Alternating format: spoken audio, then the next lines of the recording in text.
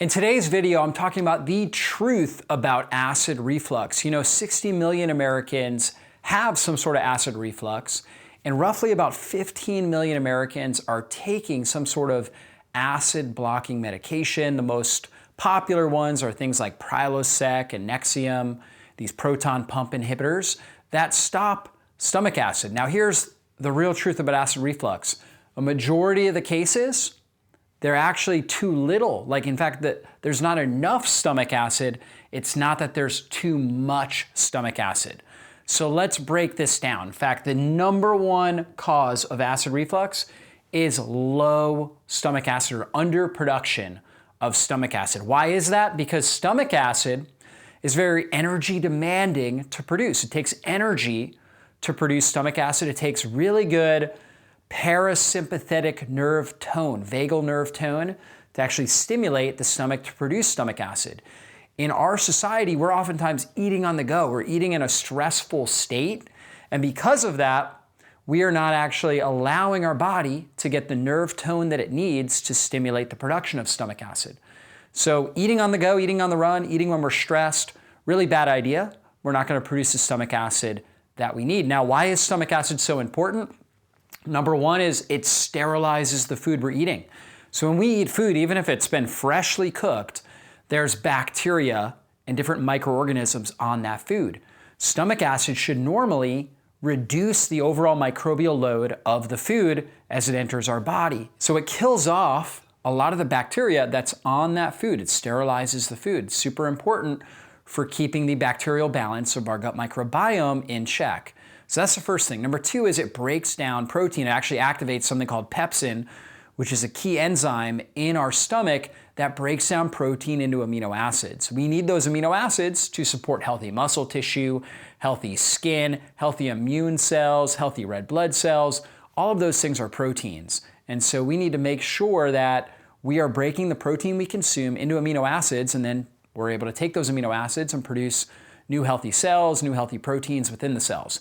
So very important for amino acid digestion, also for chelating minerals like magnesium, calcium, zinc, and iron. Very important for chelating and absorbing these minerals into our system. We know so many people are deficient in magnesium, they're deficient in zinc, right? If we're not producing enough stomach acid, or if we're taking a proton pump inhibitor, Prilosec, Nexium, we are actually causing an inability to absorb magnesium, calcium, in some cases iron, zinc. We're causing zinc deficiencies. We're causing amino acid deficiencies. We're causing B12 deficiencies because stomach acid, when the acid gets low enough, it activates something called intrinsic factor in our stomach, which absorbs vitamin B12. You see, when we're at rest, our stomach acid should roughly be between 3 and 3.5.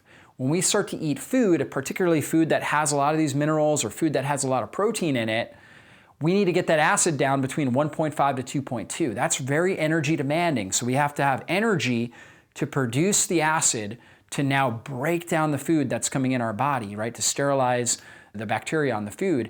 And also on top of that, it helps to close the esophageal sphincter. So when the acid gets low enough, the sphincter, the muscle that protects the esophagus from acid, closes, right? And then the food digests and starts to move through what we call the pyloric sphincter, which moves it into the small intestine. When we don't have enough acid, food just sits in the gut. So when food sits in our gut, it starts to rot, gas forms, and now that gas pushes up on that esophageal sphincter, opens it up, and now acid from the stomach jumps up into the esophagus, burns the esophagus, and that's why we get the acid reflux-like sensation. And so super important that we're getting the acid low enough because that moves food through the stomach into the small intestine, triggers the release of bile and pancreatic enzymes, so we get optimal digestion of the food that we're consuming. So again, number one cause of acid reflux is low stomach acid. Number two is H. pylori overgrowth. H. pylori is a gram-negative bacteria that when it overgrows in the stomach, it shuts down the ability to produce stomach acid and causes low stomach acid. So we can oftentimes have low stomach acid from stress, from bad eating habits, from aging, but we can also get it from having an H. pylori overgrowth. So those are the top 2 causes. Number 3 is a hiatal hernia. This is when part of our stomach actually jumps up through the diaphragm, and now our stomach is kind of split almost in 2. And now a lot of times food will get stuck in that area of our stomach, the hernia, the herniated region, and that will continue to spill up into the esophagus and cause problems. So what do we do for a hiatal hernia? You can do a self-massage on that area, kind of coming on the left upper quadrant and pushing down, or have somebody help you with that, moving that hernia down. You can also drink water in the morning, ideally in the morning when you first wake up, drink water, stand up, and then jump up and down, right? So get enough water in your stomach so there's some weight there, and then jump up and down. And a lot of times that can push that sphincter, push the hernia down, right? And reduce that hiatal hernia. So that's really key there. The 4th major reason for acid reflux is food sensitivities, okay? This is gonna be like, for example, if you have a gluten sensitivity or a dairy sensitivity or a nightshade vegetable sensitivity. Let's say when you eat potatoes or tomatoes or something like that, you just have reflux. You eat bell peppers, okay? You get reflux when you notice that. So obviously in those cases, you avoid those foods. And a lot of people notice, okay, when I don't eat spaghetti sauce, right, tomato sauce, I don't have reflux. And that's because they had a sensitivity to the tomato sauce, as an example. Number 5 is a histamine intolerance. There are certain foods that trigger more histamine release, and some individuals that are very histamine sensitive will notice that they get more reflux when they're consuming those foods. For example, apple cider vinegar, which is one of the best ways for most people to improve their stomach acid. Just taking a little apple cider vinegar and water can really help improve stomach acid levels. But if you have histamine intolerance, fermented foods like pickles, like sauerkraut, like apple cider vinegar can actually trigger worse symptoms. And so if you take a little bit of apple cider vinegar and water and you notice reflux and pain shooting up into your esophagus, when you do that, and you made sure the apple cider vinegar was diluted, like you took a tablespoon and let's say 4 ounces of water, drank it, and you still noticed reflux in your esophagus, could be a sign you have histamine intolerance. If you notice when you eat fermented vegetables like sauerkraut, you just don't feel good, okay? That could be a sign that you have histamine intolerance. And there's a whole list of high histamine foods and low histamine foods, and you could focus on the lower histamine foods in order to get things back in balance. That's key. And apple cider vinegar is one of those things that a lot of times triggers people that have issues with histamine, okay? Then the last thing is SIBO. When you have small intestinal bacterial overgrowth, that can also trigger acid reflux. And these individuals typically don't respond well when they're eating foods that are higher in FODMAPs. That's gonna be things like, for example, cruciferous vegetables like broccoli or beans, for example. Or in some cases, it could be dairy with lactose, or fruit even can cause problems for these individuals if they have SIBO. And so these are a couple of the major mechanisms for what's going on and what may be causing the acid reflux. In general, what I would recommend doing is taking a tablespoon of apple cider vinegar with your water, okay, and trying that out and seeing with about 4 ounces of water before a meal and see if you notice if that improves the acid reflux. If it improves it, it's a sign that you're dealing with low stomach acid levels. You're not dealing with the histamine intolerance, okay? And you may not be dealing with the SIBO, especially if you notice that it improves your tolerance to a lot of these cruciferous vegetables like broccoli and asparagus and things like that. And so that's one way to test, right? And one easy, simple way that you can do it.